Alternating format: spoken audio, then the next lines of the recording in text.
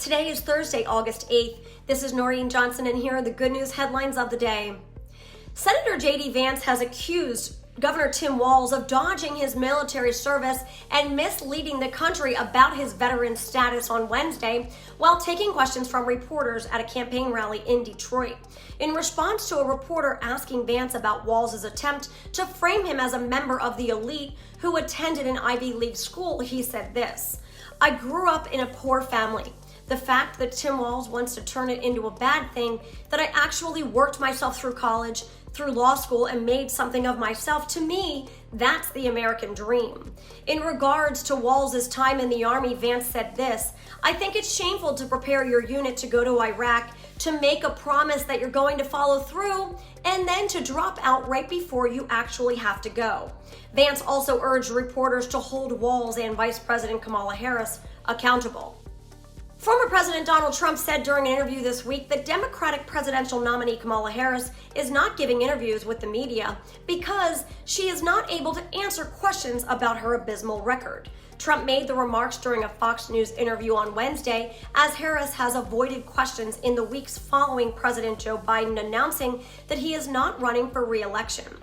Trump said that Pennsylvania Governor Josh Shapiro would have been a much stronger pick for Harris rather than far-left Minnesota Governor Tim Walz.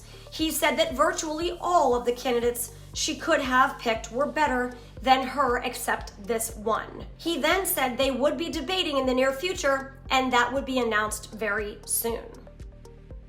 With election night just 90 days away, Governor Glenn Youngkin of Virginia, Tuesday on Fox News' Hannity, said that American elections should be decided by American citizens. He said they have consequences and that he has signed an executive order to protect Virginia's voting system.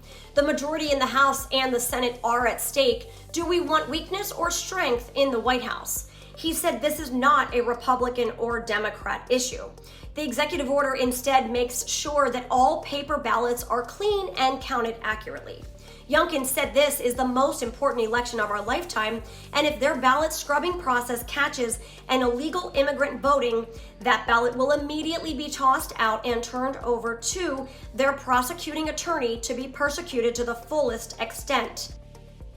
And then this: 7 people aboard a bus protesting the attack against the faith of Christians that was featured during the opening ceremonies of the 2024 Summer Olympic Games were arrested in Paris on Monday. The bus, sponsored by the grassroots lobbying group Citizen Go, on one side had a scene from the blasphemous mockery of the Last Supper that was part of the opening ceremony of the Paris Olympics, and the other side said, "Stop attacks on Christians." According to Citizen Go, they were intercepted by French agents at gunpoint. The 6 people with Citizen Go were taken to a police station and treated in a humiliating manner and deprived of communication with the outside world. They indicated this in a statement to the media. Just about 24 hours later, they were informed that they will not be charged.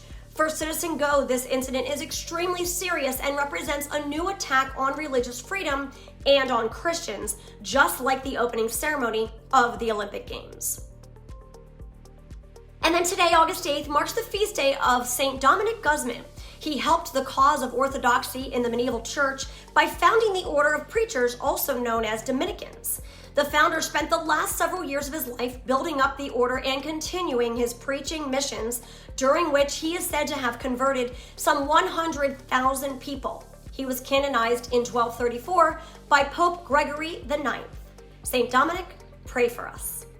And those are your daily good news headlines. This is Catholics for Catholics. May God bless you, and may God bless the USA.